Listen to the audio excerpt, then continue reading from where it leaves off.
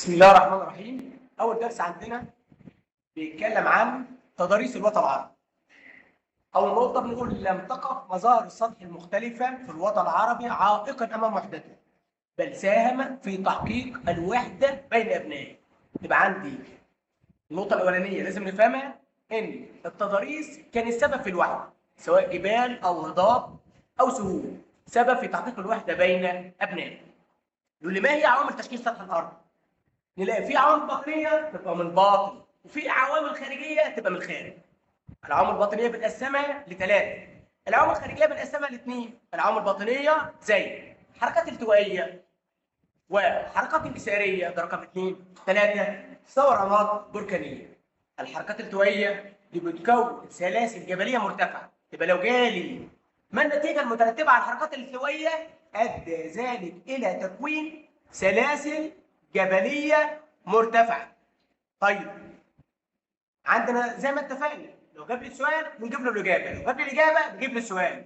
تبقى بما تفسر ظهور سلاسل جبليه مرتفعه بسبب الحركات الالتوائيه. عندي بعديها الحركات الانكساريه، ودي اصابه الصخور الصلبه فادت الى انخفاض البعض مكون بحار وارتفاع البعض مكون جبال. يعني انا عندي الارض بالشكل ده، حته منها تنزل تحت تتملي ميه، وحته منها تطلع فوق تبقى جبل.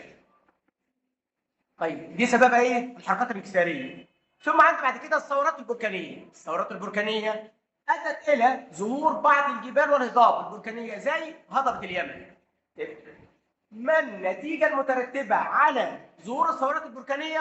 ظهور بعض الهضاب مثل هضبه اليمن، ودي ثوره بركانيه حتى واخدينها بنقول عليها. طيب عندي بعد كده العوامل الخارجيه. العوامل الخارجيه انا بتكلم عن حاجتين، يا اما تعريه مائيه يا اما تعريه هوائيه. طب العوامل الخارجيه تحدث على سطح الارض فقط. التعريه المائيه قلنا تعريه نهريه تعريه بحريه، تتمثل في نحت الماء للصخور ونقلها وارسابها وينتج عنها دلات الانهار وشواطئ البحار. يبقى انا عندي اي تعريه بتتكون من ثلاث كلمات: نحت، الثانيه نقل، الثالثه ارساب. طب يا استاذ لو تعريه مائيه تبقى نحت الماء، طيب لو تعريه هوائيه هتبقى نحت الهواء او الرياح.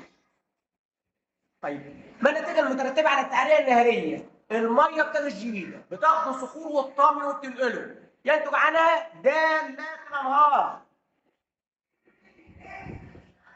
طيب وينتج عنها شواطئ البحار، الشواطئ زي شواطئ الاسكندريه.